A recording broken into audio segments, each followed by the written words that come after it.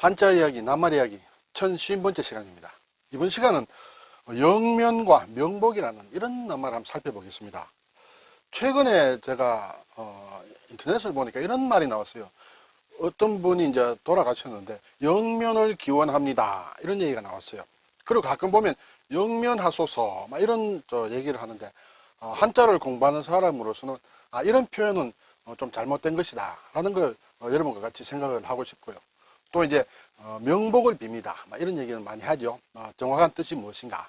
그리고 이렇게 상가에 갔을 때, 문상을 할 때, 이런 또 돌아가신 분을 추모를 할 때 어떻게 말하는 게 좋을까라는 것도 잠깐 한번 살펴보겠습니다. 제가 사실은 이 분야의 전문은 아니지만 낱말 중심으로 한번 생각을 해보겠습니다.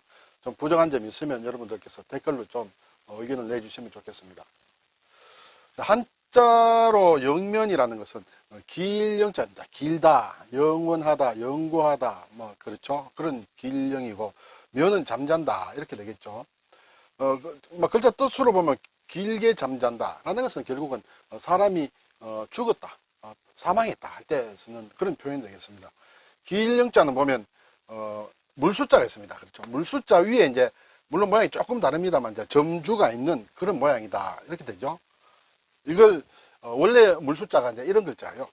물숫자에 이런 모양으로 바뀌는데, 이것은 이제 두 줄기의 물이 겹쳐서 길게 흐른다. 물이 흐르는데 한 줄기 더 겹치면 좀 길게 흐른다, 이렇게 생각을 한 모양이에요. 그래서 이것이 두 개가 돼서 이런 모양으로 바뀌었다. 그 글자로는 이렇게 정리가 됐다, 이렇게 생각을 하시면 되겠습니다.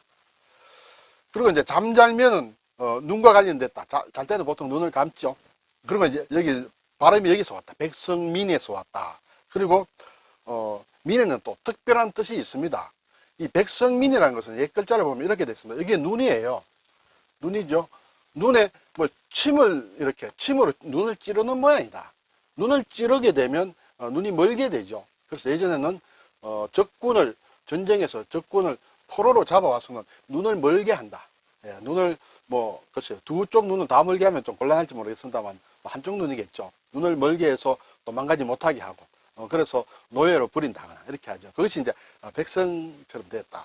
그래서 여기에 잠을 잘 때는 일반적으로 눈을 감고 잔다. 여기서 눈이 멀다는 그런 의미가 있죠. 그래서 잠잘면이다, 이렇게 되겠습니다. 헷갈리기 쉬운 게 여기에 보면 어긋날 간자, 간자를 넣으면 눈을 뜻하는 안이다, 안경이라고 할 때 이렇게 되죠. 이 두 가지를, 두 글자는 서로 좀 헷갈리기 쉬우니까 잘 구분해야 된다, 이렇게 말씀드립니다. 자, 그렇게 되면 이제 영면이라는 것은 앞에서 말씀드렸듯이 길게 잔다, 이제 깨지 않는다, 영원히 잔다, 이렇게 되겠죠. 그래서 영면은 사전을 보니 영원히 잠든다는 뜻으로 사람의 죽음을 이르는 말이다, 이렇게 되겠습니다. 예문을 보니 오랜 병환 끝에 영면에 임하시는 어머니의 모습은 평온해 보였다. 또 지병으로 고생하시던 할머님께서 영면에 드셨다, 그렇게 되겠죠. 이런 표현은 이제 괜찮습니다. 좋습니다. 그렇죠. 그런데 앞에서 봤듯이 영면하소서, 영면을 기원합니다, 이렇게 되면 어떻게 되겠습니까? 영면이라는 것은 이제 죽음이라 했습니다. 죽으소서, 죽음을 기원합니다, 이렇게 생각되기가 쉽죠. 그렇죠. 또는 영원히 잠드시기를 기원합니다. 아무래도 표현이 맞지 않다. 그래서 이것은 좀 문제가 있다. 그래서 국립국어원에서도 이러한 표현은 별로 좋지 않다, 또 맞지 않는다, 좋지 않는 것이 맞지 않는다. 그래서 이러한 표현은 안 쓰는 것이 좋겠다. 그러면 어떻게 쓰는 것이 좋으냐? 예를 들면 송혜 선생님 돌아가셨습니다만, 국민 MC 송혜 선생님 별세를 애도하오며 편히 영면하시길 빕니다. 이거는 괜찮다는 것이죠. 그냥 영면을 하시는데 영원히 이제 잠이 드시는데 편히 영면하시라, 이것은 괜찮다는 것이죠. 그리고 또 어떤 분이 예를 들어 추도사를 읽는다든지 할 때는 조사를 읽는다든지 할 때 편안히 영면하소서, 편안한 영면을 기원합니다, 이런 것은 괜찮죠. 그렇죠. 이런 것은 주로 이제 어떤 조문을 하는 어떤 글자를 남길 때 또는 조사를 읽을 때 이제 주로 쓰는 것이죠. 그런데 이제 이렇게 영면이라 하면 이렇게 얘기할 수도 있어요. 영자가 편안할 영이 있습니다. 안녕하다, 안녕하다 할 때 영. 그래서 영면, 안녕이 편히 주무신다. 면은 이제 잠잘면이니까 편히 주무신다, 그런 뜻으로는 영면을 기원합니다. 쓸 수 있지 않겠느냐 생각할지 몰라도 이러한 것은 사전에 나오지 않습니다. 이러한 낱말은 없습니다. 그래서 이것을 쓸 바에는 편안할 영이니까 편히 영면하시라.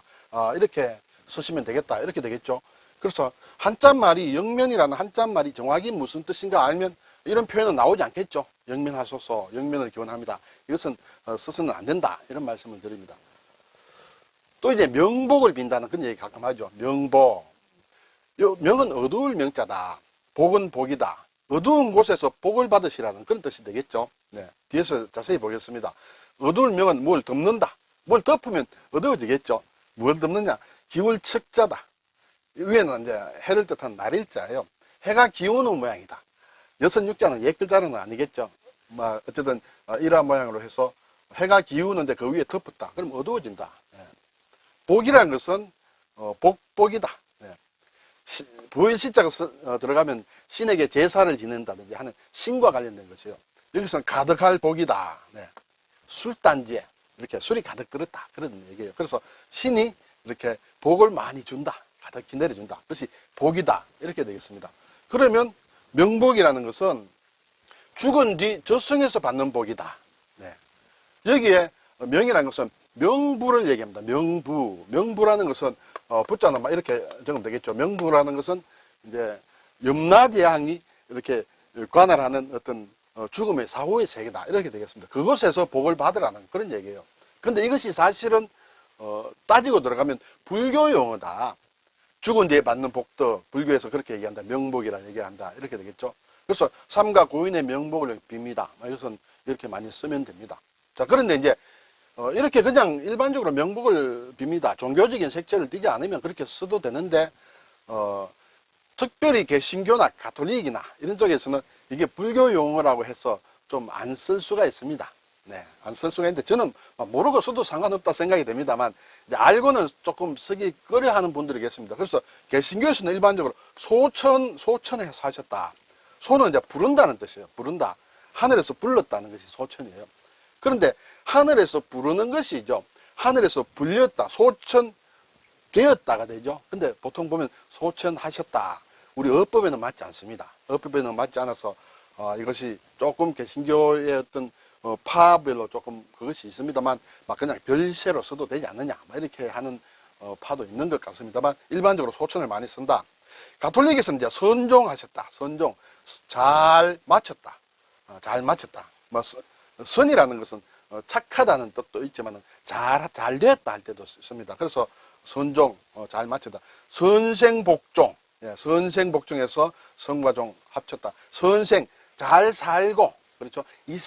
살 때는 잘 살다가 복으로 마쳤다. 복되게 마쳤다 해서 줄여서 선종이라고 쓴다. 이렇게 되겠죠. 자, 그런데 제가 이제 국립국어원의 자료를 보니까 어느 예절 자료에 따르면 문상을 가서 조문을 가서 아무 말도 하지 않고 물러나오는 것이 일반적이고 또 예의에 어긋나지는 않는다. 어떻게 사실 드릴 말씀이 별로 없죠. 그래서 이렇게 인사를 하고 그냥 나와도 예의에 어긋나지 않는다. 그렇지만 굳이 말을 해야 할 상황이라면 삼가 조의를 표합니다. 또는 고인의 명복을 빕니다. 앞에서 말씀드린 대로 그렇게 인사말은 할 수 있다고 국립국어원에서 이렇게 얘기를 하고 있습니다. 여기서 삼가 조의를 표한다는 것은 삼가라는 것은 겸손하고 조심하는 마음으로 정중하게 이렇게 한다. 이렇게 되겠어요. 이게 이제 삼가라는 게 근자예요. 삼갈 근자예요. 그래서 어떤 상가에 이제 조화가 있죠. 조화 있는 거 보면 근조라고 많이 써놨죠. 삼가 조의를 표한다. 이런 얘기가 되겠습니다. 그리고 이제 부조 같은 걸 할 때는 부의라는 말을 일반적으로 쓰죠. 부의. 네. 한자를 공부함으로 이 정도로 부의 같은 것은 쓸 수는 있어야 된다. 물론 이렇게 요즘은 봉투에 많이 찍혀 있습니다만 자필로 쓰려면 이 정도는 집에서 몇 번 연습해가지고 봉투에 적어 가시면 되겠습니다. 네, 오늘 영면했다. 영면. 네. 영면을 기원해서는 안 된다. 편안한 영면을 기원하는 것은 괜찮다. 그래서 앞에 편히 또는 편안한 그런 말을 넣어서는 써도 괜찮다. 이렇게 되고 명보 기본적으로는 불교 용어다. 그리고 개신교에서는 주로 소천이라고 많이 쓴다. 그리고 가톨릭에서는 선종이란 말을 쓴다라는 것을 한번 살펴봤습니다. 감사합니다.